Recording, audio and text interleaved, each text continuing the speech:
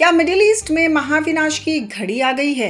क्या ईरान ने अब वो रास्ता चुन लिया है जिससे अमेरिका और इजराइल के होश उड़ गए हैं? तेहरान की नई रणनीति ने दुनिया को हिलाकर रख दिया है। अब ईरान छोटे मोटे धमाकों की नहीं बल्कि 1000 किलो के मौत के सामान को आसमान से बरसाने की तैयारी कर रहा है। जी हाँ, एक टन के वॉरहेड्स। आज के इस वीडियो में हम पर्दा उठाएंगे ईरान के उस डूम्सडे प्लान से जो इजराइल के अभेद आयरन डोम को भी मिट्टी में मिला सकता है।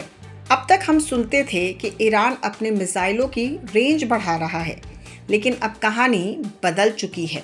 IRGC यानी इस्लामिक रिवॉल्यूशनरी गार्ड कॉर्प्स के एरोस्पेस कमांडर जनरल मौसवी ने जो संकेत दिए हैं वो सीधे सीधे युद्ध का न्योता है।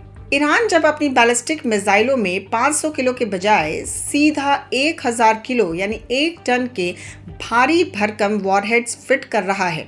एक्सपर्ट्स का कहना है कि ये बदलाव मामूली नहीं है, ये टारगेट स्ट्राइक को मास डिस्ट्रक्शन में बदलने की तैयारी है।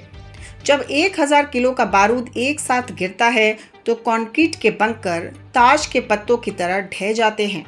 लेकिन सवाल ये है कि ईरान इन वजनी बमों से आखिर करना क्या चाहता है? डिफेंस एनालिस्ट की माने तो ईरान के निशाने पर इजराइल के सबसे संवेदनशील ठिकाने हैं, एयरबेस और रनवे। अगर 1 टन का वॉरहेड रनवे पर गिरता है तो वहां इतना बड़ा गड्ढा होगा कि उसे ठीक करने में हफ्तों लग जाएंगे। फाइटर जेट्स उड़ान ही नहीं भर पाएंगे। लॉजिस्टिक हब्स और पोर्ट्स, सप्लाई लाइन काटने के लिए बंदरगाहों को तबाह करना। कमांड सेंटर्स, वो बंकर जिन्हें अब तक सुरक्षित माना जाता था, अब इन भारी वॉरहेड्स के निशाने पर हैं। सोचिए, अगर ये मिसाइल किसी तेल भंडार या हथियारों के डिपो पर गिरती है तो वहाँ होने वाला चेन रिएक्शन पूरे सैन्य अड्डे को शमशान बना सकता है। इजराइल के पास आयरन डोम, डेविड स्लिंग और एरो जैसे दुनिया के बेस्ट डिफेंस सिस्टम हैं, लेकिन ईरान के पास इसका भी तोड़ है।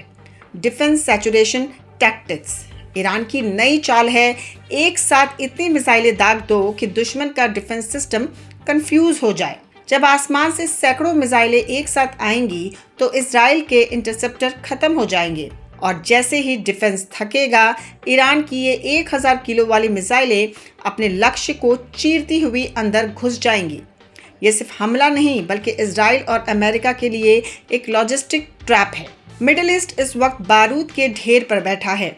ईरान की इस नई रणनीति ने न केवल इजराइल बल्कि वहां मौजूद अमेरिकी सैन्य ठिकानों की धड़कनें बढ़ा दी हैं।